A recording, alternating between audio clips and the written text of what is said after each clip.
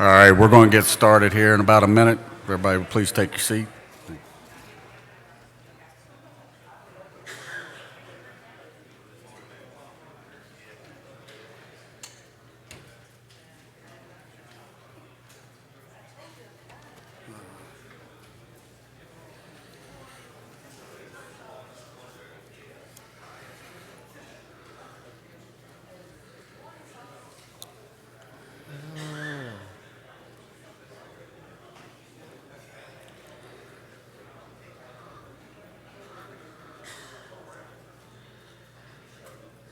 Tuesday.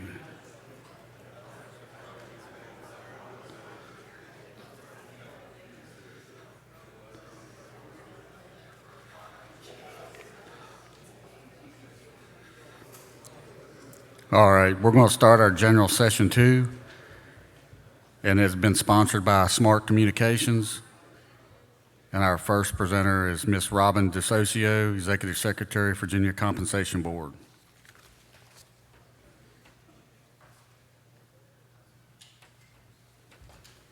She's going to be presenting budget issues.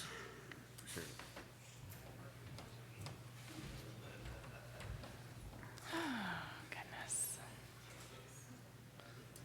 Not sure what's in my hand there. It looks like I'm reading a children's book or something. But sorry, I don't have a presentation. I'll just kind of run through some things today. Good morning, and thank you all for the opportunity to be with you here this morning. It doesn't feel like it's been that long since we last talked about some of these issues. I guess I was here speaking to you all in April, and it's been a very busy number of months since then, especially when it comes to dealing with the budget. So we'll just follow up on some of the items from last time. Typically, when we spoke in April, everything would have been resolved, but it wasn't. There was a lot of back and forth, and so I'll just get you some updates kind of on what ended up happening. So ultimately, I'm going to back off from this just a little bit. Can you all hear me okay? Okay. So the legislature did ultimately complete their work on the budget on June 17th. So we typically, our typical process is to have the legislature wrap everything up by April and set budgets on May 1st so that you'll have a couple months to get ready for everything that's coming. But they ultimately finished their work June 17th, and so we had just a couple of months to get your budgets out to you. There were a number of things that we talked about last time, salary increases and those kinds of things I'll go over again. But all of that was initially planned for the beginning of the year. It all got shifted to August 1. So we did have kind of a tight timeline to implement everything, but everything did get shifted back just a little bit. There were quite a few initiatives that were pending last spring that were ultimately decided upon, impacting both your salaries as well as some funding for jails. So we'll talk about both of those things. The first item, of course, that went through, and we were pretty sure it would go through, was that bringing up the entry level of comp board funded salaries for deputy sheriffs. So as you all recall, a lot of you all have supplements, but our minimum salary prior to this past August 1 was $35,149 for an entry-level deputy sheriff. That got moved to $42,000. So a big jump, about 19% in that entry-level salary that the comp board pays for deputies in your offices. Ultimately, a total of just under 8,000 compensation board funded positions were shifted up to that level. So a pretty big group that represents about 2/3 of all the positions in your offices that were affected by that. So again, anyone below 42,000 on the comp board side moved up to that minimum of 42,000. So after implementation of that increase to the new minimum, then the legislature also approved some across-the-board increases. Those were also effective August 1st, and they were either to be 5% or 2.5% across the board. So all deputy sheriffs that had received a comp board salary increase to the new entry level then also received their across-the-board increase amount, but it was based upon whether they got 2.5% or they got 5% was based upon the amount of that increase when they moved up. So the legislature had determined that for any deputy sheriff where that increase to $42,000 represented an increase of more than 7.5%, that those individuals would get another 2.5%. If it was less than 7.5% to get them to 42, then they'd get another 5%. So I think the purpose of that was to kind of address a little bit of the compression that would follow as a result of that. But ultimately, we had to pick a salary threshold. Anyone that had a comp board salary of less than 39,070 was getting more than 7.5% to move to 42, and so they got another 2.5. Anybody that was between that 39,070 and 42 went to 42, then they got another 5%. So that kind of shifted everybody. All deputies, though, with a pre-August 1 comp board salary that was above 42,000, so your ranked folks that might have been above that level, they all got 5%. All of your non-sworn positions got 5% on the comp board amount, and of course the sheriff's salary also increased 5% on the comp board side. Now, typically when we implement across the board increases, all of the positions in your office, regardless that we've allocated, regardless of whether they're filled or vacant, will bump up that across the board amount. This was the case this year for everyone except any of your vacant grade 7 positions. The whole point being the new minimum is 42,000. So if you had some positions that were grade 7s that were vacant, they stayed at that 42. They didn't go up another percentage increase. So anyone that was hired in your office in a comp board position after August 1 would come in at 42, unless the budgeted salary is higher. And then anybody who was in office in a comp board funded position in your office on August 1st is at least at 43,050, which would be the 42 plus the 2.5%. So when you have new people coming in, they will come in at less than all of your existing folks as of August 1. However, any other vacant positions, so your grade 9s or aboves, those got increased whether they were vacant or filled. We want to make sure that you have the funding when you're dealing with bringing in ranked positions or moving people up, that those salaries were increased to give you more flexibility in those salary levels. So it was just the grade 7 positions that were vacant that stayed at 42. And then finally, also on August 1st, the compression-based increase. It was a very tedious process. We definitely appreciate you all working with us on that. It was essentially the legislature approved after the 42, after the across-the-board increase, then there would be a compression-based increase, which was $100 per year of service, but it's service in a comp board funded position in the current office. So anyone with at least 3 years of service and then up to 30 years would get that $100 per year of service. And what I mean by up to 30, if you had 35, you just were capped at 30. It's not that you didn't get it, right? So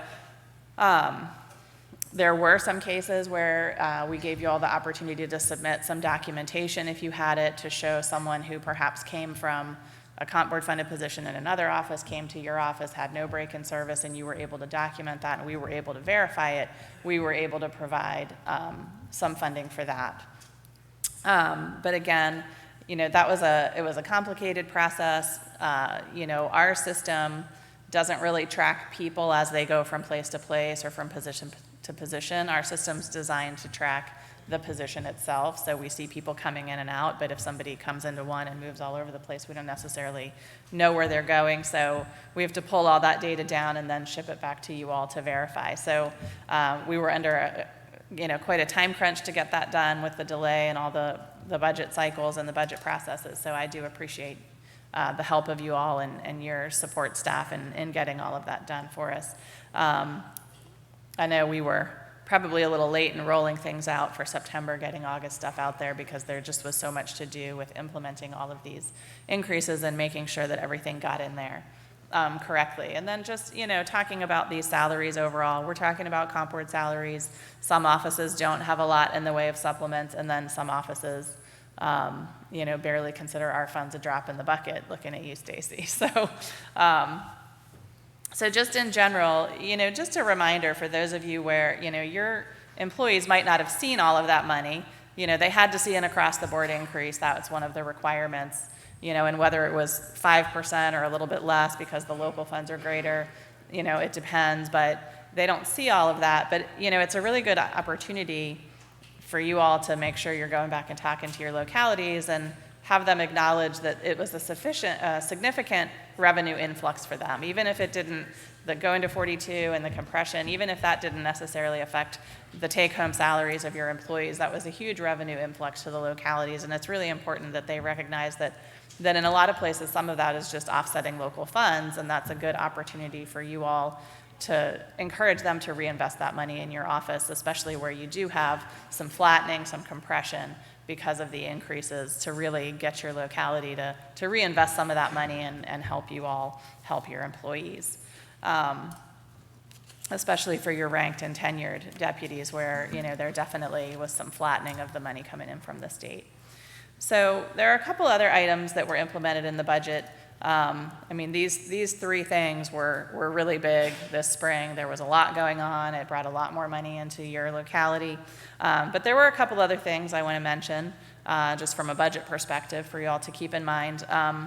One of those things was additional funding was approved this year for the career development program. So we have those career development programs across all of the constitutional offices. Of course, you all have the Master Deputy program, and that's been fully funded and in place for quite some time. But the accreditation program requires us to seek additional funding as you all have more sheriffs that meet the requirements, or rather the Compensation Board's career development program, which is a combination of accreditation and the VSI's certification program through VCU and VCPI. So we did have funding to bring in some new unfunded participants. There were a total of 11 sheriffs that were newly qualified for funding this year. Through the new funding and attrition of existing participants, unfortunately, we only had enough funding to bring in 7 of the 11. And so the other 4, we're kind of getting ready for the budget development process for the fall. And so part of our process will be costing that out and putting forward a request to fund those additional offices. So, the one thing to keep in mind is when we get new funding for the career development programs, we're always working off of last year's budget. So when we do our budget requests in the fall, it's based upon what we know about who was qualified when you all reported that information to us in January. So we do sometimes get a little bit behind. Sometimes there's attrition that'll pick up anybody new. But there typically is a process in the fall where we have to look at if there were new offices coming in that we didn't have enough funding to cover, then we need to go back, ask for that money, but then recognizing that if we have more new people coming in the next January, we may not know about that yet. If there's not enough attrition to cover those new people, then it's a cycle where there's sometimes a year delay to go in and get that funding. So for fiscal year 23, there are 4 that we were not able to fund, and we'll continue to pursue that. Also, there was, and we don't talk about this a lot with your office, there's not a ton of people impacted, but a couple of years ago, there was new legislation to phase in increases in the minimum wage in Virginia. It is a little bit sad that we even have to talk about that in this context, right? But these phased-in increases do have an impact on the lowest minimum salaries that we set for some of the support staff in your offices. So I don't think we've seen these increases to date really affecting your offices, but the state minimum wage is moving to $12 an hour, effective January 1 of 2023. Our current, after this last 5% increase, the lowest minimum entry-level salary for a support staff position in your office right now is $24,163. That obviously is, it's pretty low. When the minimum wage goes to $12 an hour, we'll be increasing that entry level to $24,960. It's not a huge amount, $800 and some dollars per position, so it's not huge, but every little bit helps. But that's effective January 1, 2023. There are about 69 positions across sheriff's offices and regional jails that are currently budgeted at that $24,163 that'll go up to $24,960 on January 1. So you all will see that change in your budget in the few offices where that'll happen. So then just moving on from salaries, there were some other items impacting sheriff's offices that have jails. 2 items impacting jails. One would be additional positions. So we talked about this a bit in the spring. there was kind of a lot that was up in the air. There were two areas that we were looking at, really both funded to help in the area of mental illness and dealing with behavioral health issues in jails. We have a current staffing standard for a category of positions called medical treatment. There's also some classification and records in there, and those are positions that were established way back in the 90s based upon an old grant structure that says the state pays 2/3 and the locality pays 1/3. So the salaries that we set for those positions are really based on 2/3 of a salary, and then the local government has to give that 1/3 match, and I'm sure a lot of your localities are supplementing beyond that as well. But we were pretty short on those positions. They're allocated under a staffing standard that is one position for every 25 inmates of average daily population. And that standard has been fairly underfunded for quite a while. We got about, at the end of the day when the legislature adjourned in June, we got about half of the positions that had originally been proposed that were due. And so there were a total of 127 of those partially funded medical treatment positions that we were able to allocate, and they're to be phased in over the course of this year. So they were put out in the budgets of sheriff's offices that have jails at the beginning of the fiscal year, but they'll be funded with an effective date of either August 1st or January 1st as they're being phased in. That was the first set of positions. Again, there's kind of a 1/3 local share required on the salaries of those positions. And I'm sure that some of your localities, depending upon what type of person you have in those positions, it may be supplementing beyond that. Also, though, there were some new positions, completely new classification of positions called behavioral health case management or case manager positions. This is a new type of position. It came out of, an analysis that was done to kind of try to address some of the behavioral health care needs in jails. And we established a standard of one position, one behavioral health case manager for every 160 inmates of average daily population.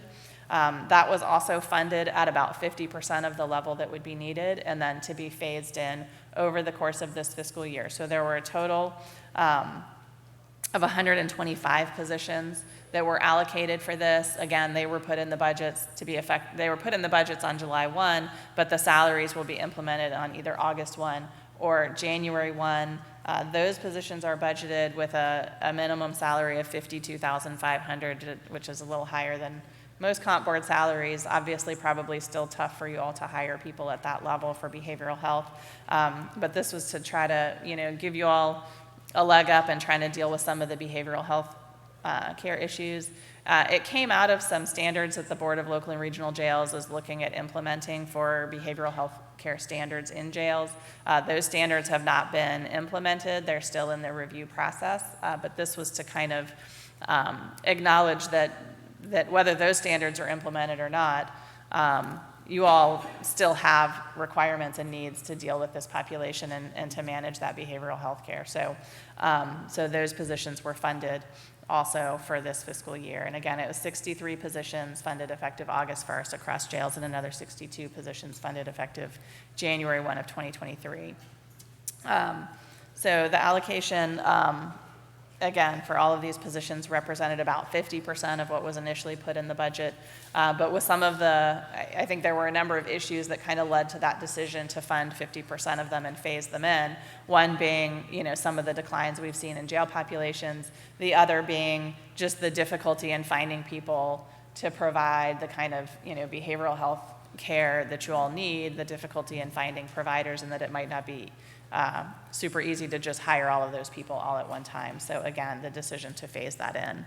And then lastly, the legislature did approve an increase in the jail per diem rates for quarterly payments made by the comp board for state responsible inmates housed in your jails. So for those of you who've been around for a long time, you know that the per diem used to be $8 a day for local responsible inmates, and it was then $8 for state responsible inmates that had been in for 90 days, and then another $6 on top of that. It changed back in 2010, and since 2010, we've been at $4 a day for a local responsible inmate and $12 a day for a state responsible inmate. They increased effective July 1 the per diem rate for state responsible inmates from $12 a day to $15 a day. For most of you, this is a revenue stream coming into your locality to help support the cost, just general operating costs in the jail. It is effective, the rate change is effective July 1, but understanding how we make the payments for the per diems. The per diem payments are based upon actual inmate counts in your jails, and they're on a little bit of a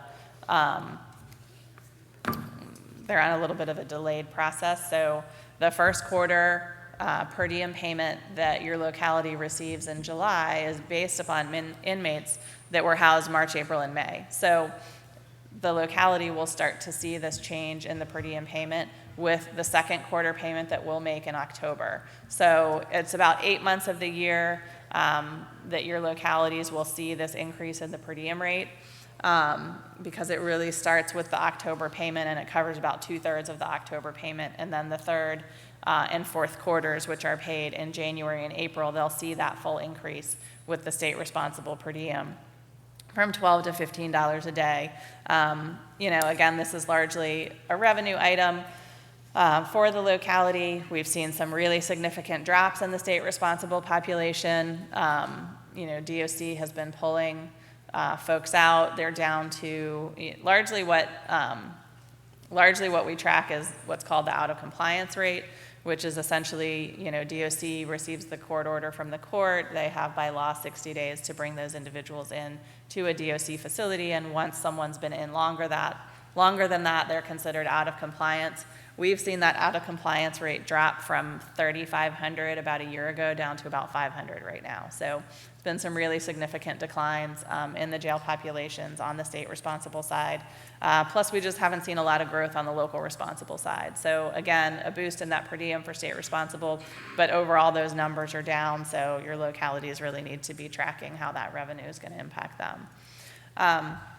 So just kind of going on at this point, at this time in the fall, we are in the kind of annual fall budget development process. So our kind of budget cycle begins in the fall, where we look at where things stand with the current funding level, look at things like staffing standards, 1 to 1,500 for law enforcement, that statutory standard, the career development programs, and any funding needs, as well as just looking at salary needs in general. We look at all of these things under our standards and comp board policy and what the needs are, and we identify those needs, and then we work in conjunction with the governor's administration, looking at the priorities of the governor, and consider also we're in the middle of a 2-year biennial budget, which means we're looking largely at amendments and not big new initiatives.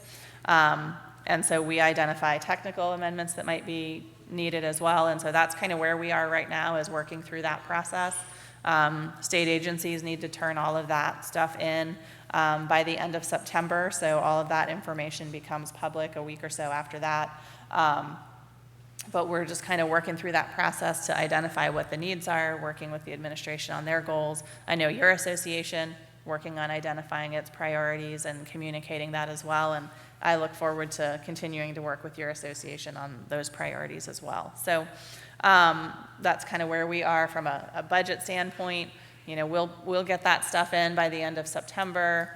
All of the information that all state agencies put in will be, publicly released a couple weeks after that, and then the governor's office will work through deciding what their priorities are for funding when the governor's budget is released in the latter half of December, and then it'll move to the legislature, and of course that's when your association kicks in and really works on those funding issues with the legislature.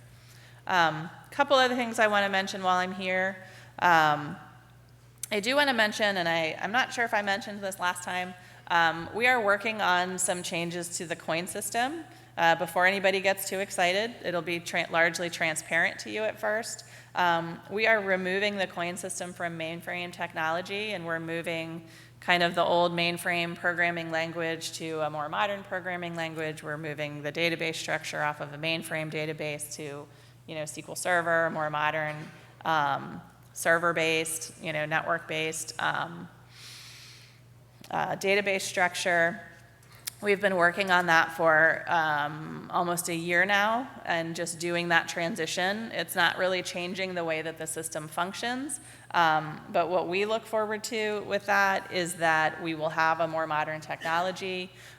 We will better be able to find resources, individuals who know how to program in the more modern languages, so that some of the little things that come up during the course of the year that we struggle with, where things aren't working quite right, we'll better be able to have resources to make changes. We hope over time to be able to make things a little more user-friendly, and it'll just be more adaptable as we look at maybe policy, business practice changes.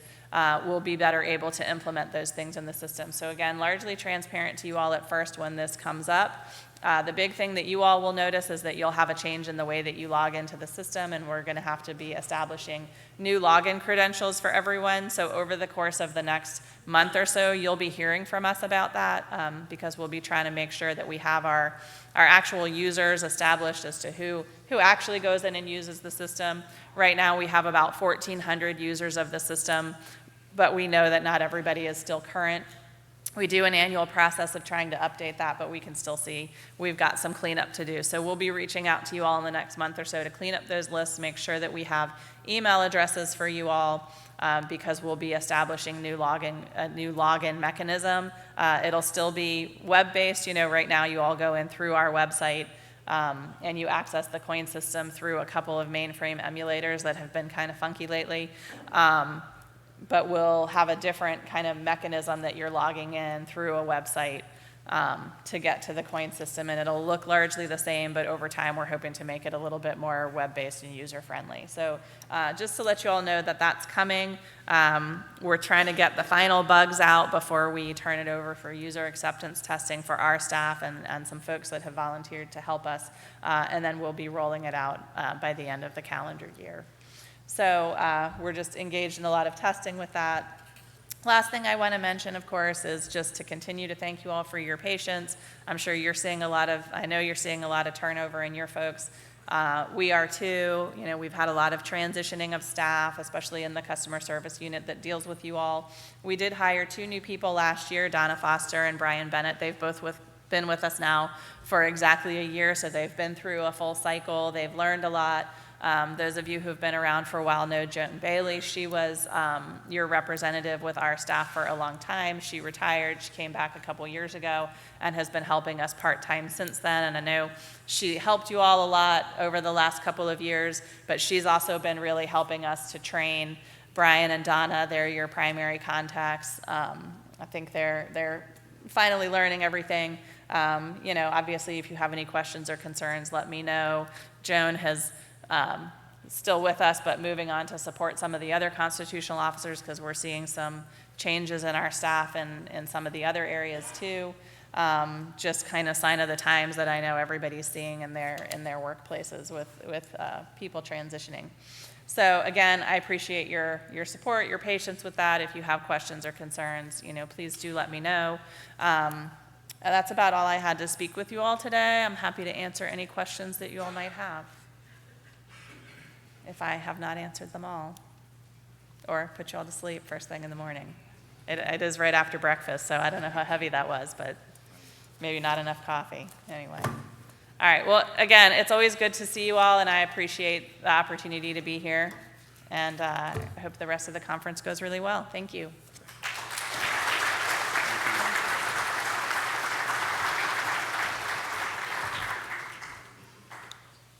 Thank you, Robin. What a wealth of information in that 30 minutes. You never stop.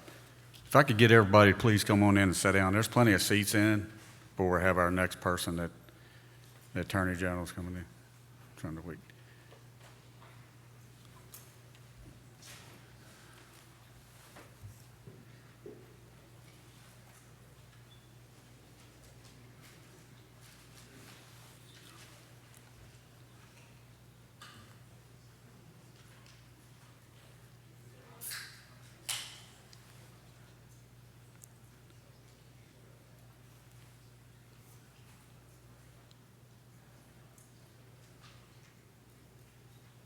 The next 25 minutes, we'll have current legal issues as soon as our speaker arrives. Yeah. He's here somewhere. I don't think it's going to be long, so I don't think I'm going to have to get into my punchline one-liners. Here's my comedy routine that I perform on a daily basis, but hopefully I'll see him come in there. Robin knows I have a question for her later, so she'll be there waiting for me. I don't know how you guys do decipher all the information that you receive from the General Assembly and plug it all into that and come up with what you need to. So I know it's pretty amazing.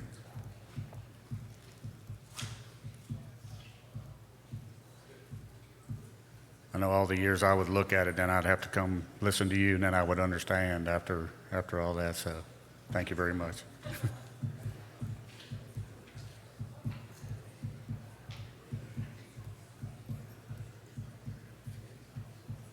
There's Bob Mosier. Maybe he has him with him. Nope, Bob's got coffee. He's by himself.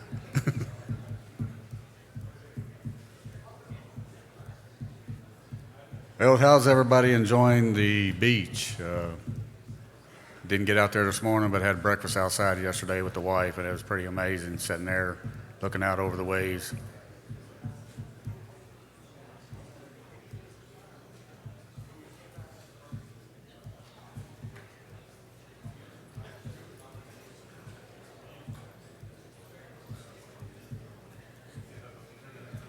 While we're talking about that, it should be a great night for Sheriff's Night.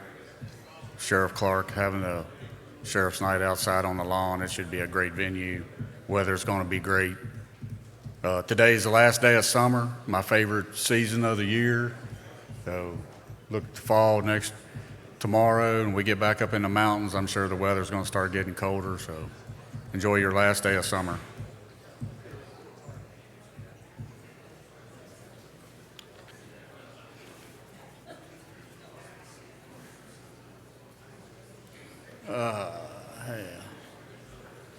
Yeah, hope he hurries up. I don't want to have to get into this.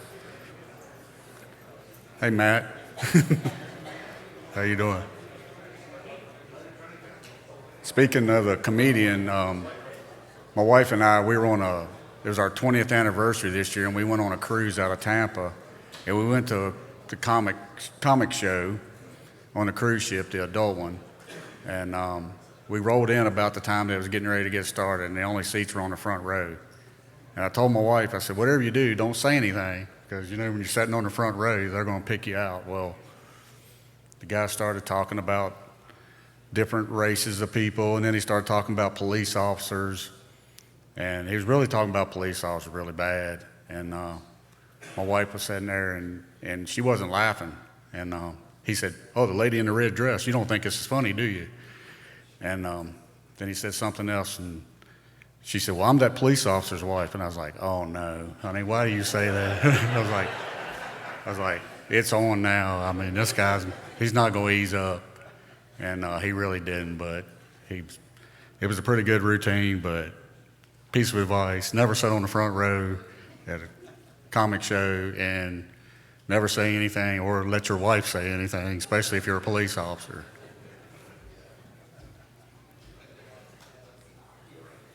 I'm waiting for the go-ahead here. I know John's got him on somewhere. Said he was in the building like Elvis, but maybe I'm sure someone stopped him to politic and shake his hand. But what do you think, Bob? Do you know where he may be? And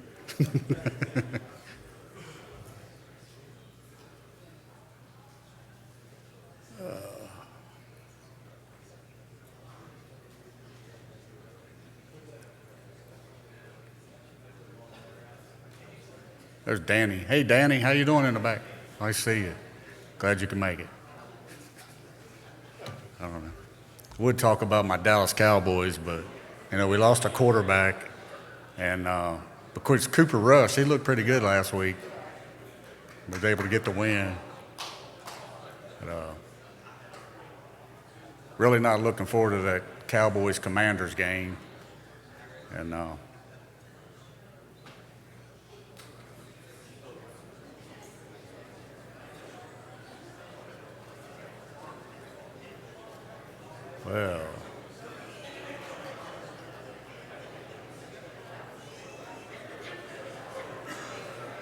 maybe hey, Sheriff Plecker, have you seen the Attorney General? He's just now coming in. You haven't seen him? You think you can find him? I don't know.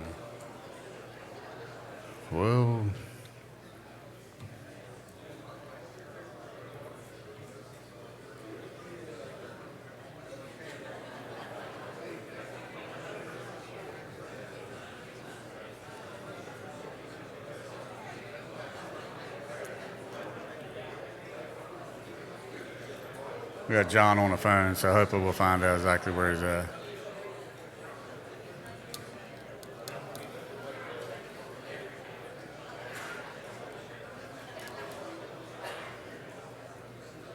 I don't know. He's here, but he's somewhere. It's kind of like Waldo. Where's Waldo? So see if we can find him. But while we're sitting here, I'd like to recognize number one senior sheriff, Sheriff Draper. Would you please stand and be recognized for being the number one sheriff? Great guy.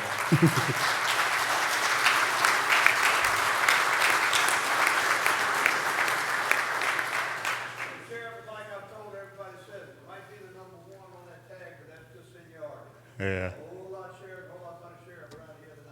Yeah. Thank you. Yes, sir. Thank you. But you've been a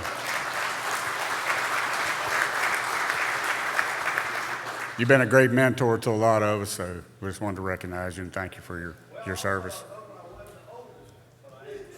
You are the oldest also? I didn't know that. All right, you're the oldest, so who's the youngest? Try to figure that one out. It'd be a prize for you if you can figure that one out.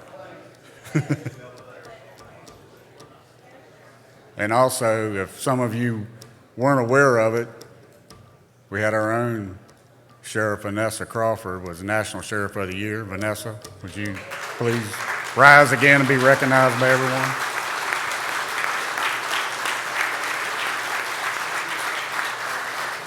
It's pretty amazing. It was an amazing ceremony out there in Kansas City for that. Great.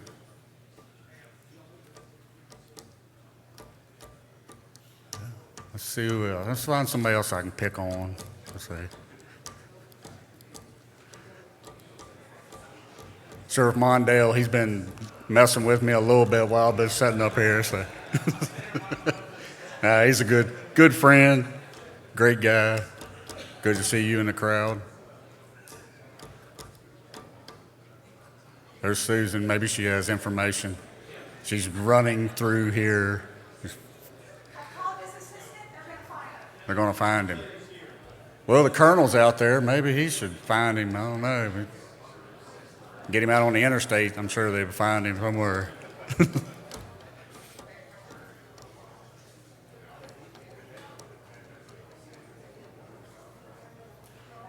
Is my Snapchat buddy Carlos in here anywhere? Carlos Turner? Haven't seen him. Got a little streak. Believe it or not, I am on Snapchat. If you want to hit me up on Snapchat.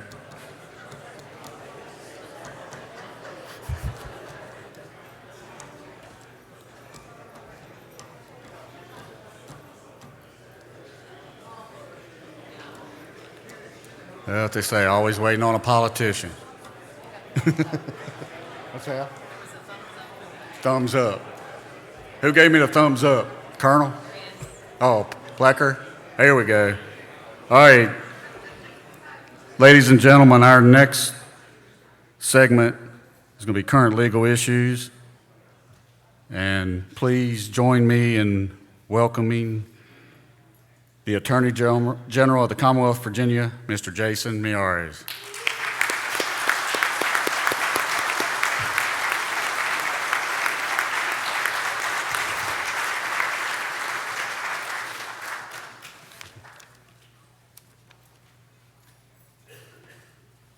All right, glad to see you.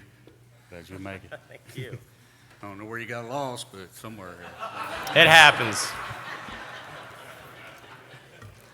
Listen, it is fantastic to be here. Welcome to my hometown.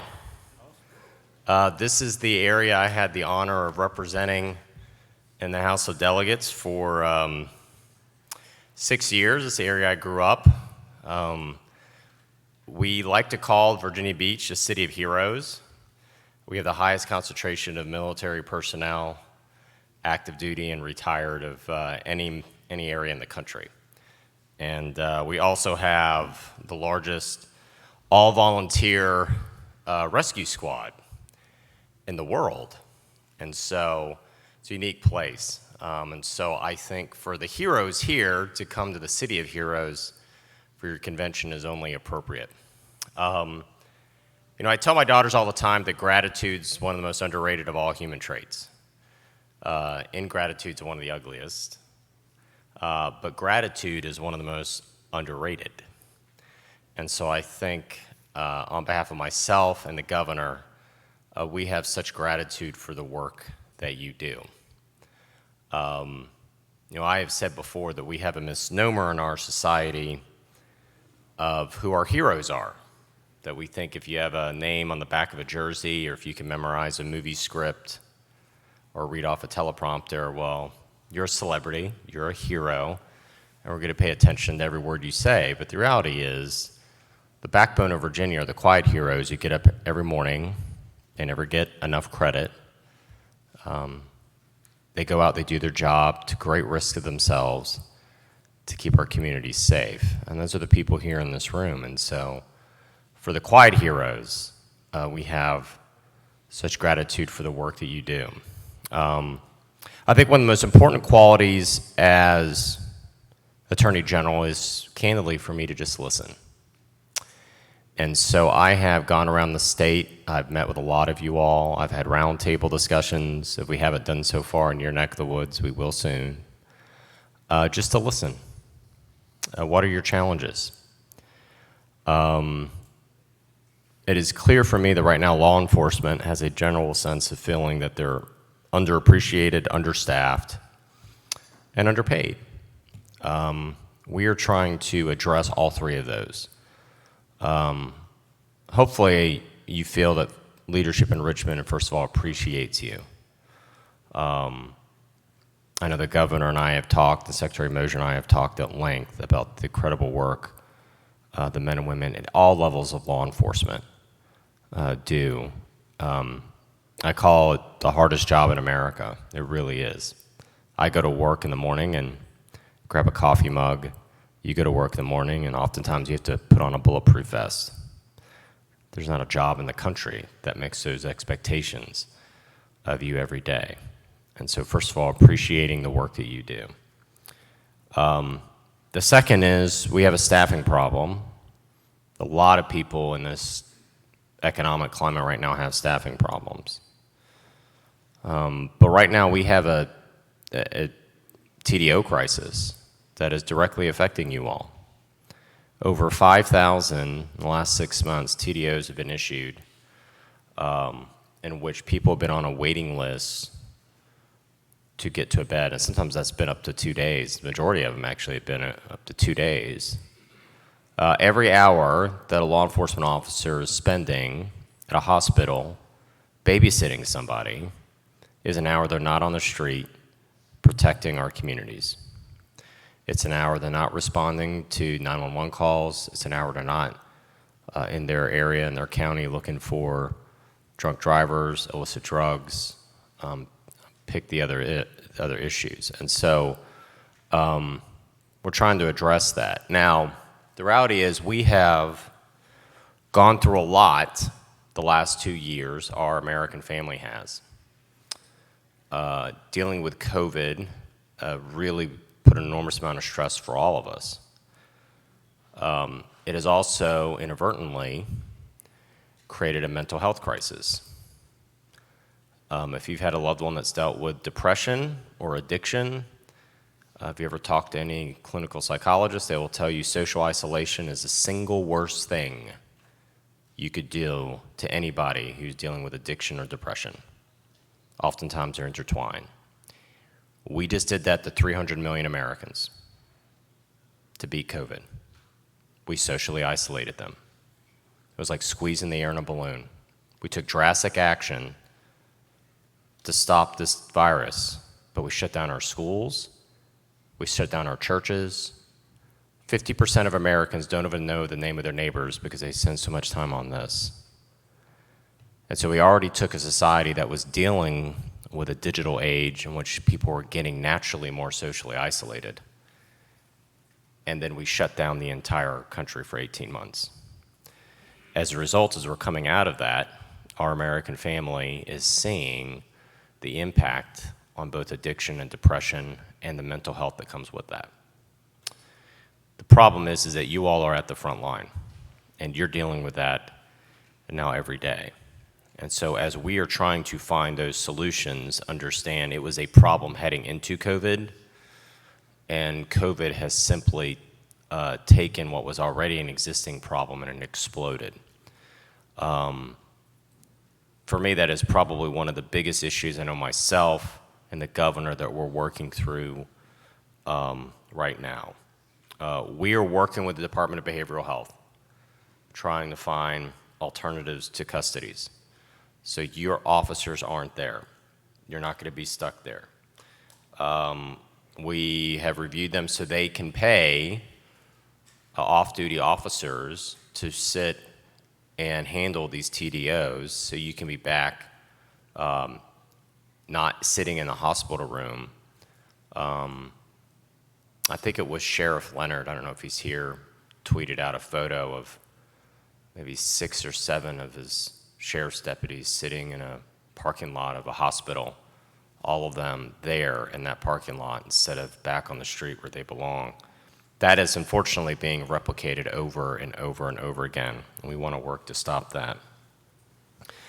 We have issued a series of Attorney General's opinion. That's one of the fun part of my job. When people make requests, I can opine on the law. But it allows these magistrates who sometimes, and I have said before, we say we need better training with our magistrates, but allows the magistrates, when you are sitting there, and as we often, the stories that have been shared with me is we have individuals, they show up, they temporarily are verbally making threats to themselves or others, they're having a mental health crisis, but after several hours, they calm down. After several hours, that episode has passed, but you are stuck trying to handle the TDO, and most of the times it's the deputy sitting there for somebody that's in a totally different frame of mind than they were when they were first picked up. We issued an Attorney General's opinion essentially saying, listen, you are allowed, the magistrate, to go back to the magistrate and say this person has, this episode has passed, designate an alternative individual that can then transport them to the hospital for once the bed gets open, and that's oftentimes can be a family member. Because what you're dealing with initially in your initial encounter with the individual in the TDO's issue versus what you're dealing with 24 hours, 24 hours later is oftentimes night and day. And so giving those magistrates more flexibility. We have also issued an Attorney General's opinion regarding the Virginia Compensation Board, which has said, listen, you can't pay your deputies more than the sheriff's salaries, but we've issued an AG's opinion that says, but the county can. So it allows localities more flexibility to pay our deputies more, and it allows you to talk to your county administrators, your county board of supervisors members to talk about that. We have a lot others in the hopper that we're working on. We want to be a resource. If there's anything I want the individuals in this room to feel is that my office wants to work with you and not against you. We want to be a resource for you. Your sheriff is a constitutionally elected officer of the Commonwealth of Virginia. They have a right to request an Attorney General's opinion on a matter of law to get my opinion. Now, if it's a pending litigation, there's certain parameters where I'm not allowed to issue one, but I will work with you. The only people that can ask for an AG's opinion is the governor, lieutenant governors, member of the General Assembly, and our constitutionally elected officers. That's you. And so we have a great team at the Attorney General's office. We want to be able to work with you. So if there is a question mark, we can issue either an unpublished or published opinion. But we want to be a resource for you. And so I will just close again with what I said at the top, which was thank you for your incredible work. I would like to actually hear from you right now. I'd like to take some questions from the audience. There was Q&A was supposed to be in there, right? I'd love Q&A. So my staff has heard me say a million times, I always feel like I'm never the smartest person in any room I ever walk in, but I'm smart enough to know when I hear good ideas. And so much of the ideas that I bring to my senior staff are just ideas that I have gotten when I have met both the law enforcement and community leaders of way to tackle things. Because candidly, it's easy to be stuck in a bubble when you're in Richmond. And some of those important ideas are people that are outside of that bubble that can see, hey, this is what's working and what's not working. So as long as nobody throws any fruits or vegetables at me, I would love to take, I see there's some microphones in the aisle, I'd love to take some questions from the audience on any topic they deem worthy or relevant. No takers? All right, here's my question. What is the thing that is right now in your community keeping you awake that you've seen emerge in the last 12 to 24 months that has given you the most concern? So that's a question I have for you all, if some would be willing to answer. Gun violence. So we have seen an explosion of gun violence. We've seen the Glock switches that have gotten on the streets, which are illegal under federal law already. Our office is working with the governor's office.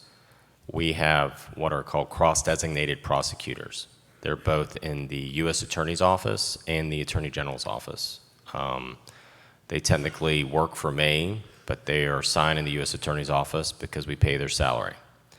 And we are going to be going specifically after those repeat violent offenders that use a gun in the commission of a felony. Statistically speaking, that has been the single quickest way to lower gun violence, is to go after those repeat violent offenders. And if you are able to prosecute them and let them know there's consequences, gun violence has been able to go down. You saw that in the 1990s when you aggressively got the people using guns in the commission of felonies and you prosecuted them and you got them off our streets. And that is something that we're going to be tackling. There's a lot of other community programs we're tackling as well. But that's going to be at least one of the goals that we're going to have, is to go after in federal court those individuals that are both trafficking in guns and using guns in these violent encounters, to get them off the streets. I think that's going to be one of the most important things that we could do. Other thoughts? Yes, sir. How about the heroin and fentanyl overdoses? The fact that we deal with them, we give them Narcan, and you pat them on the back and say, this is nice another day. Yeah. Nothing that is holding them to go get treatment or anything. Yeah, it is unlike anything that we've ever seen. You hear elected officials use the term crisis, and it's used so much it loses its impact. But this is unlike anything we've ever seen. We've lost 100,000 Americans to overdose deaths from fentanyl and opioids in the last 12 months. And you hear those numbers, and it's hard to put it into context. That's the equivalent of 2 Vietnam Wars in 12 months. We lost about 50,000 in Vietnam over the course of 15 years. 50,000 died in the nuclear bombing in Hiroshima. We're having 2 nuclear bombs go off in this country every 12 months. And so it has reached an epidemic proportion. From talking with law enforcement agency, what's happened is the game has completely changed. It used to be that you needed weather, climate, and a distribution network for illegal narcotics. You don't now need, for your poppy seeds to come in, you don't need good weather. You just need the right chemicals in a lab. You already have a distribution network. The amount of fentanyl that came in the last 6 months over our southern border is enough to kill every single man and woman in the country. That's how much has come over the border. I was talking to a federal agent who said in the past, because it took a lot of work to grow and manufacture and process, say, cocaine, if you were stopping somebody in the high seas, or a dealer would never dump it because they knew they could probably cost their family their lives. Now they don't care. It's so cheap to manufacture. It's quick and it's easy. And now they're lacing in their marijuana and God knows what else, which you guys have already seen. I joined 20 other attorney generals in the country in a bipartisan letter to the president to ask them to declare fentanyl a weapon of mass destruction. It's a WMD. Anything that kills 100,000 Americans in 12 months is a WMD. I'm in the process of sending a letter to the president as well with another group of AGs, asking them to declare the cartels as a foreign designated terrorist organization. Right now what's happening is a lack of will. It's a lack of will. What's coming over the border is insanity, and what's coming in our communities. And what has happened is every single county now is becoming a border county, because what is happening there is directly impacting your locality. And so fentanyl is deadly. We've launched our public service announcement, One Pill Kills. So much of this is intertwined. The cartels, when we talk about gun prosecutions, sometimes the only way you can get a dealer off the street is you prosecute him on gun charges. And that's all intertwined. But until you start going after, I think, and you have the full force effect of the federal government going after these entities. I mean, if there was ISIS sitting over our border that was sending over a chemical compound that had killed 100,000 Americans, we sure as heck wouldn't be sitting there doing nothing. And I feel like there's just such a level of frustration that I have seen. Just every community I go to, I hear about it. Doesn't matter which area of Virginia, whether it's Portsmouth, whether it's Southwest Virginia. I was in Tangier Island, asked them, hey, what's some of the issues you all are facing? They said fentanyl. An island of 400 people that have had 4 overdose deaths in the last 12 months. So it is affecting every part of Virginia. We want to have the resources. One of the things that we have asked for, that I co-sponsored the bill when I was in the General Assembly, and I'd like to see it become law, was if you are a drug dealer and you sell fentanyl to somebody, a prosecutor can knowingly, and that person dies, that you can prosecute them for second-degree murder. A lot of other states have it. A lot of prosecutors have asked for it. It got vetoed under the previous administration. It is right now kind of jammed up right now in our state Senate last year. I'm hoping it get to the governor's desk because I know he'll sign it. But I think you have to send a really strong message. And then you also have to have utter compassion for those dealing with addiction. The biggest drug dealers in the last couple of years, the people pushing these chemicals that created such addiction in this country, wasn't the cartels. It was some of these pharmaceutical companies. That's why we've sued the living tar out of them and gotten such huge settlements. They were like dropping a bomb in these communities where they were telling doctors these opioids are not addictive. And the number of people that have had their lives ripped apart because they thought they were getting a work injury and they were taking an opioid for a work injury. And the reality is they were getting hooked on this horrific spiral of death and destruction because of addiction is heartbreaking. People that never in a million years would have ever gotten into illicit drugs got pushed into that by these pharmaceutical companies. So we've set up the Opioid Abatement Authority. We've had some of the largest settlements in our nation's history. We're still in the process of resolving some of them, but that money's going to go in the communities. The Opioid Abatement Authority is going to be distributing money for treatment centers for those struggling with addiction. And I think one of the most important things for people to hear, and one thing that we stress is if you're dealing with addiction, the bravest thing in the world you could do is just to ask for help. We're not wired as human beings to want to ever ask for help, particularly men. But that actually is a sign of incredible heroism to admit that I need help, and that's oftentimes the first step.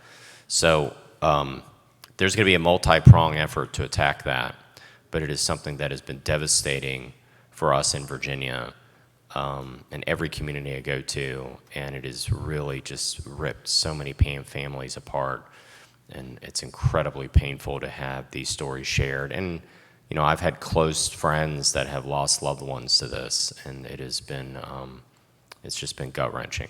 So we're going to continue to address it, work on it, help those with the treatment, go after these dealers selling this poison to our kids, go after them everything we have, get them off our streets. Is that it? Any other questions? Yes, sir. I'd like to know if there will be any relief that's going to be taken off the burden of our sheriff's community policing program. Are you talking about these oversight boards? The So many ground deputies and sheriffs and police chiefs, they have to be burdened, have to enter all of these things in the computer, have to rewrite a track. Oh, that's right. Is there going to be an opinion on that? And are we going to have some type of relief from it? And who's right after you?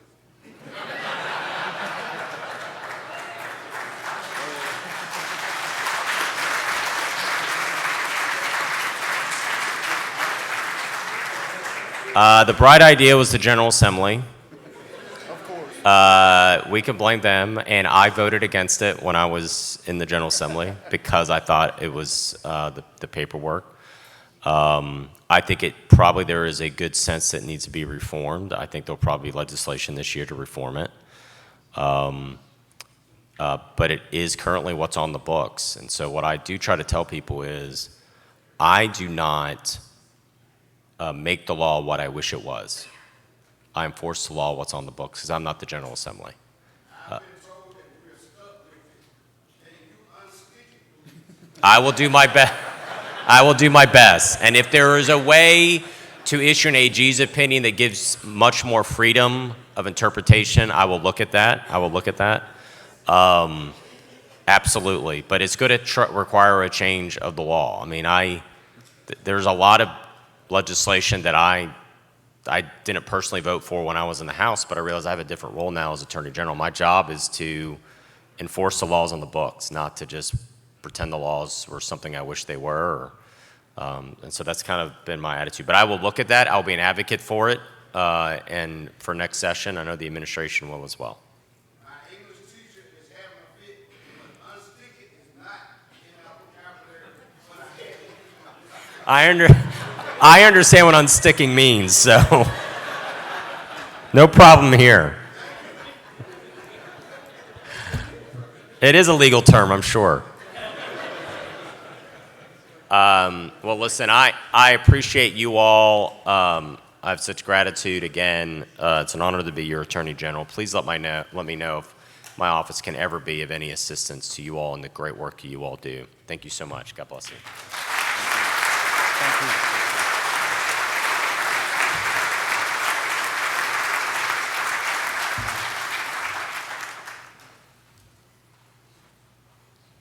Thank you for your support and the administration's support of law enforcement. And in the back, get with me after it's over so you can join my routine that I just performed earlier so that we can go on the road. Now we'll go on to the next segment, which I'm going to ask that Sheriff Joe Barron, City of Norfolk, come forward and introduce the next speaker. This will be on the update on the opioid abatement program.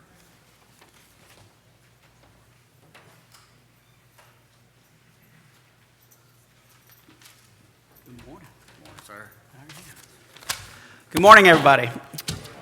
Let me tell you that the Attorney General was a great segue into the next speaker and what he's all about. I'm have the great pleasure of introducing Tony McDowell, who has been appointed the Executive Director for the Opioid Abatement Authority as of August 1st of this year. His duties include overall implementation of the authority's goals and objectives as determined by the Board of Directors and distributing opioid abatement funds. I'm sure a lot of you are interested in that in accordance with the Code of Virginia. He previously, here's the good news for us, he's not just some schmo off the street that doesn't understand public safety, and I appreciate that about him. He previously served as the Deputy County Manager for Public Safety in Henrico County from 2018 to 2022, where he played a leadership role in developing Henrico County's comprehensive strategy to prevent, treat, and support recovery of substance use disorders. He began his career way back in the day with the Henrico Fire Department as a firefighter and paramedic in 1997, and rose through the ranks up to being the fire chief in 2012. So he's public safety minded, and he's a really good guy. Here's another couple of things that I would help you keep in mind. This guy will go anywhere in the state to come and talk to you. He has done that on multiple occasions. I'm happy to be the VSA's representative on the Opioid Abatement Authority, so I get to work closely with him, and I know that he's gone and met with each and every member of the Opioid Abatement Authority himself. But for you sheriffs out there, he will come and meet with you to listen to your concerns, listen to your county concerns as it relates to the opioid epidemic. For those with offices with jails, he would like you to know that he's interested in understanding where the gaps are in treatment of people with addiction. For those that are working the streets, our LEO's efforts, he is interested in hearing about how to help with training deputies to respond to people with addiction and to help with Narcan training and any other kind of training. But I will just say that the funding that comes to you can't be used to supplant current funding you're already using in those efforts. We can enhance that, but you can also start new programs. So it's a great pleasure for me to introduce and bring up Tony McDowell, the Executive Director of the Opioid Abatement Authority. Thank you.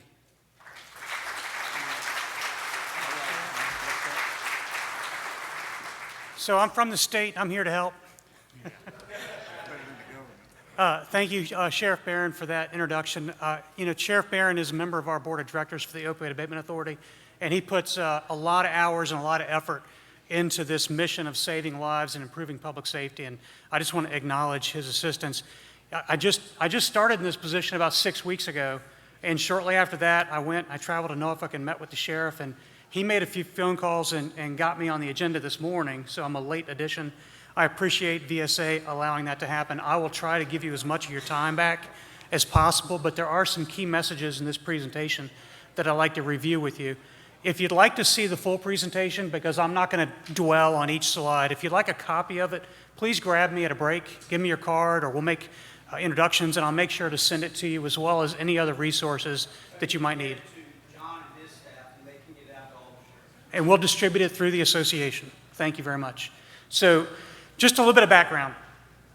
As you know, states, cities, counties, towns, school districts, all kinds of public entities have been engaged in litigation against companies that were involved in the manufacture, marketing, and distribution of prescription opioids over the last couple of decades. In fact, Virginia and our Attorney General has really played a leadership role in pursuing that litigation, pursuing justice for people and communities that have been harmed. And in recent years, some of those defendants have been coming forward and offering a settlement. And Virginia joined with other attorney generals across the state to begin to negotiate some of those settlements, and there's 4 or 5 that have actually worked all the way through the legal system, and there's been court-ordered settlements that we're now seeing money coming to Virginia and to our cities and counties as a result. And to give you a real quick summary, the first big one, the one that really made the news last year, involves a group of 3 distributors, Cardinal Health, McKesson, and AmerisourceBergen. And these distributors of opioids came together and offered a national settlement to each state. And basically they told the state, you can get this much money as a max, but you have to get your localities in your individual towns and cities and jurisdictions within your state to release their separate claims and join into the statewide settlement. And in Virginia, we got 100% participation of our counties and our cities in joining into the statewide settlement that was offered by these distributors. Similarly, the Johnson & Johnson pharmaceutical arm, known as Janssen, offered the same basic type of deal to Virginia. And again, 100% of our localities, cities, and counties, which are subdivisions of the state under the state constitution, joined into that settlement. And so every city in Virginia, every county in Virginia has already started to receive distributions from these settlements. And that's a key issue for you to understand as sheriffs and employees of local governments, that your city, your county is currently receiving these funds, and you may be eligible to use those funds under the terms of the settlement and under state code. And so the background, I'm just going to run through this real quick. The settlement offer really governs the way these funds are going to flow, but the General Assembly last year did pass a statute that created the Opioid Abatement Authority, consistent with the requirements of the settlement itself.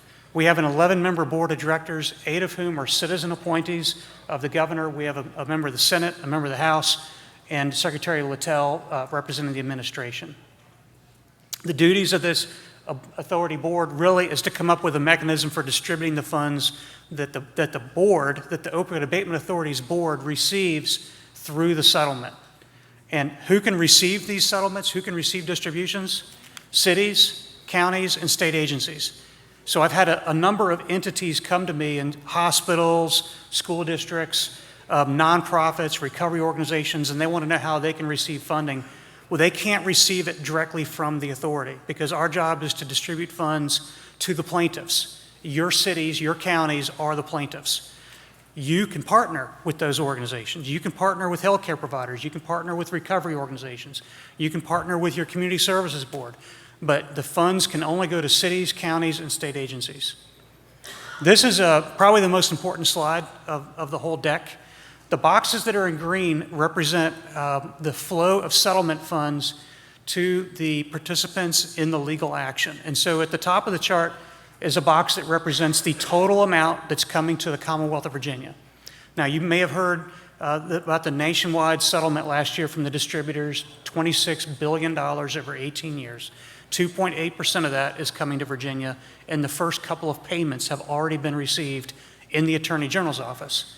The Attorney General's office works with the settlement administrator appointed by the court to begin further distributing those funds to the other plaintiffs, which is your cities and your counties.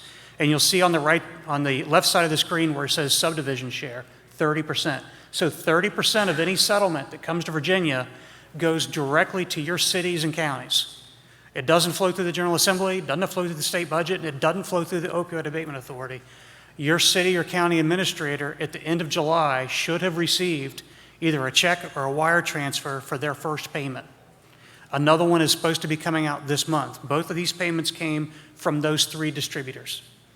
In addition, the Johnson & Johnson payment, their first payment, is also supposed to be coming out in the next couple of weeks.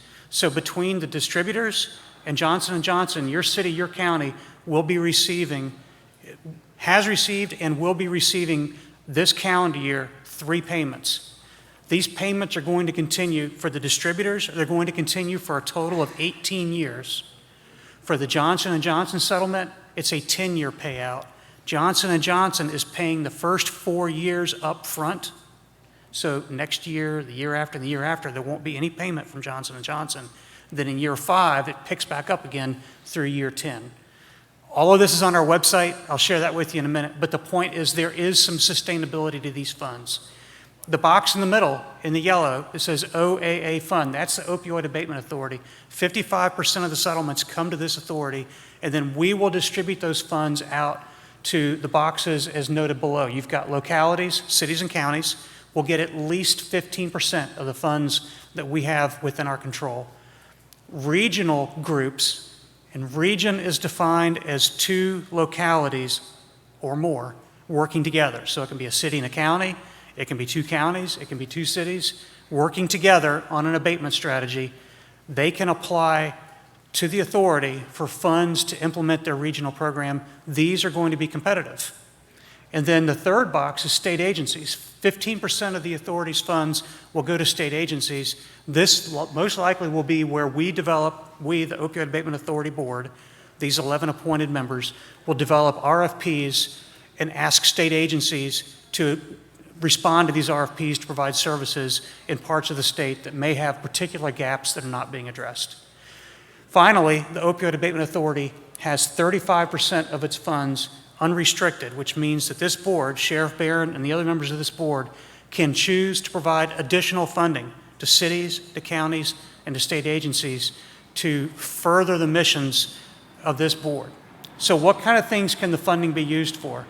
The definition is pretty broad. Let me back up a second. This chart shows you the funding by year that will be coming to the Opioid Abatement Authority, and you can see that it's front-loaded. In the current year, we expect to receive $72 million from the settlements that I described to you, and then it levels out for the following 18 years. How can the funds be used? Based on the requirements of the settlement, what was negotiated with these defendants, basically anything that's related to the abatement and mitigation of the opioid crisis. So there has to be a nexus to opioids, but it can include other types of addictions as well as co-occurring mental illness. This is a pretty broad umbrella. So folks in this room may be interested in how that may apply to your work in law enforcement and into corrections. And I'm reading from Exhibit E from the settlement agreement with the distributors, the core strategies that can be funded with this funding, including the money that your localities has already received, includes Narcan, naloxone, and other approved drugs to reverse opioid overdoses, which includes to train first responders, school, law enforcement, medication-assisted treatment in jails, MAT education and awareness training for law enforcement, expanding treatment and care for neonatal abstinence syndrome, pregnancy and postpartum women, including those who are incarcerated, expansion of warm handoff programs for recovery services. So if you have bed-to-bed transfers out of your jail to recovery service, those types of programs can be funded. A broad range of treatment for incarcerated populations, increased funding for jails for treatment for inmates who have opioid use disorder, and the list goes on and on. It can include training for your officers that are working the streets for how to approach people that may be dealing with substance use and co-occurring mental illness. So there is broad applicability to law enforcement in general, but particularly to sheriff's offices and to those of you who operate jails in your community. We want to work with your city, with your county, to make the most of these funds. This is about saving lives, and it's about saving communities and reversing the harm that has been done. You heard the Attorney General, the harm that's been done by these prescription opioid manufacturers, the marketing companies, and the distributors who knew what they were doing and are now settling with the state of Virginia and other states across the nation. This is serious money that's coming out. We are aware of right now with the settlements that have been negotiated and awarded about $535 million coming to Virginia over the next 18 years, and there's going to be more. There's current litigation pending, there's settlements pending. You've got Purdue Pharma that's in bankruptcy protection. As soon as they emerge from bankruptcy, we'll have a sense, the Attorney General will have a sense of what that settlement may look like for Virginia and for other localities. The manufacturer Mallinckrodt is also approaching a point where that settlement's going to be coming forward. And then there are other defendants who are being sued by various states, some that have pretty deep pockets that are currently in litigation, who we suspect will be coming to the settlement table in the future. And so we're trying to build a foundation right now in Virginia to make sure that these funds are used properly, that they're used to reverse the harm that's been done by these opiates over the years, to provide you with resources that you need.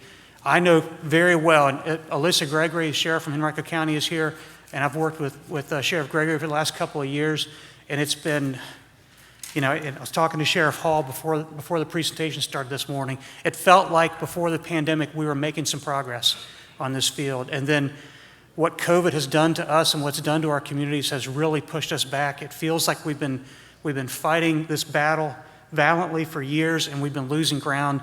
These settlements with these drug manufacturers and the distributors feels like an opportunity not only for justice, but to turn the tide. And I feel like if we work together and we stay focused and we support each other in this, if the state supports you, Opioid Abatement Authority makes money available to you. And we're not going to spend all the money building a nice office or building a bureaucracy in Richmond. We want this money to go to you, to your communities, to save lives. And for that reason, it's such an honor to be able to speak this morning. Please come catch me afterwards if you have a question or you'd like more information. I'd be happy to try and do that. I don't know if we have time for questions, but I'll be here for a while. I'm happy to field those questions. And maybe we can take one or two from the audience right now. Yes, sir. I think the overall theme that you'll hear from the sheriffs is that we have no detox centers or nothing to address the problem, and we're just merely on a merry-go-round. Is there any, I mean, can we take this money and stand up detox centers and stuff across the Commonwealth to address this to where we need some kind of, I think I can speak on behalf of everybody. We have families that reach out to us almost daily, weekly, saying, how can we help our loved ones? And we have no answer to help at all. Right, no, I understand, absolutely. Detox services would be eligible for this type of funding. You know, whether your locality wants to use that money on the money that it has, that it's entitled to for detox services, or if you'd like to work regionally with your neighboring jurisdictions and try to achieve some economy of scale to address the detox issue and submit a regional application to the board, those are all the types of things that we have the ability to provide funding for. Absolutely. Thank you very much. There's the information.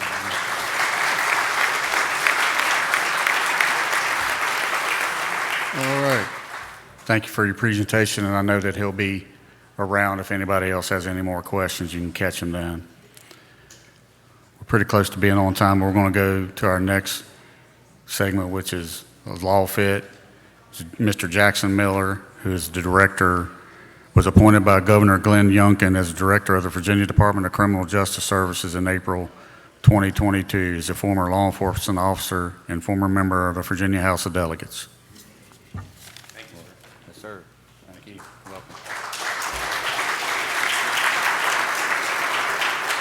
Welcome. Good morning, ladies and gentlemen. On behalf of Governor Youngkin and Secretary Mosier, it's a privilege to be here amongst you law enforcement executives from across the Commonwealth of Virginia. I was told to be brief so we can get caught back up on our schedule this morning. And I'm here to talk about a controversy that's been coming out of the work performance course, which is making its way through the system, which will be the guidelines to train law enforcement officers across the Commonwealth of Virginia going into the near future. Within the work performance course, we found something that has been quite controversial with some of our agencies, both police and sheriff's departments across the Commonwealth, and that is the Law Fit course within the work performance course. Now, before I keep going, I want to make one thing very clear. DCJS, the Department of Criminal Justice Services, serves as an usher to the process. We do not develop this process. We get beat up quite often when people hear an awful thing, but I'll give you a quick background of how we got to where we are. The way the work performance course is set up, it came from a job task, what they did is they came up with a job task analysis that law enforcement officers should be able to do in the performance of those duties. The job task analysis came up with the Law Fit standards. Within those standards, the controversy is scaling a 5-foot barrier or a 5-foot wall. This Law Fit standard went through the Curriculum Review Committee, which is made up of 9 academy directors from across the Commonwealth. They passed it unanimously. It then went to a subcommittee of the Criminal Justice Services Board, which is the COT, and we call that the Committee on Training. Again, the COT is made up of law enforcement executives, sheriffs and chiefs, or their designees from across the Commonwealth. The COT approved these unanimously. It then went to the CJSB, which is the Criminal Justice Services Board, also made up of law enforcement executives from across the Commonwealth, as well as law enforcement stakeholders, some victims groups, social justice groups, Commonwealth attorneys groups, and the like. These standards passed the CJSB as well. So again, DCJS, my agency, we usher the process. We do not create it. It's law enforcement executives. It's your peers who volunteer for these committees and who are appointed to these committees are the ones who came up with this. So the controversy is the 5-foot wall. There's 2 arguments against the 5-foot wall. One argument is that it's discriminatory against females. And some of the law enforcement agencies, mostly in Northern Virginia, are concerned that they will not be able to they'll get sued for discriminatory practices, even though this is a job task analysis qualification. I think the citizens would probably expect a law enforcement officer to be able to get over a 5-foot wall. The other argument, I believe, which is really the predominant argument, is it's going to hurt recruiting, because there are going to be some candidates who will not be able to get over the 5-foot wall. Those are the two arguments. Now, this has not become a regulation yet. It's currently at the Attorney General's office pending review to see if it will pass legal muster, so to say it's not discriminatory. And from there, it will go to the Public Safety Office, where I know the Secretary Mosier, who was formerly one of your all's guys, Sheriff of Fauquier County, Secretary Mosier and his deputy secretaries will give a very detailed review of this analysis as well. But the big arguments, again, it's going to be a 5-foot wall.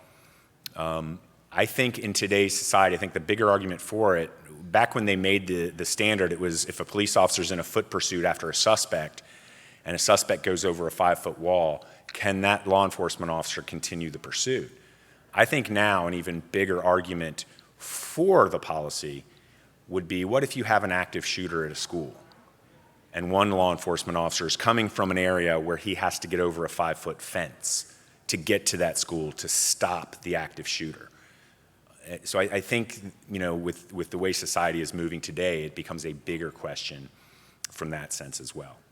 So again, I was supposed to be very brief on this so we can get caught up on our schedule. I will be around all weekend. I'm going to take for today and tomorrow, I'll be around.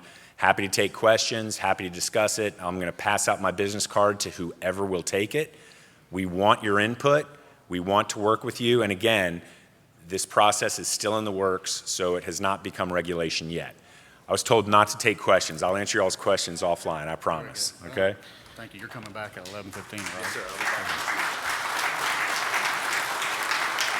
Yeah. I guess he did my job for me. He cut them off. But thank you for that. All right, we're at a break from 10 to 10:30 at Exhibit Hall. Last time to visit, last time for you to putt to try to win. So be back at 10:30. We have Sheriff Stacy Kincaid and her staff talking about court security. Anyways,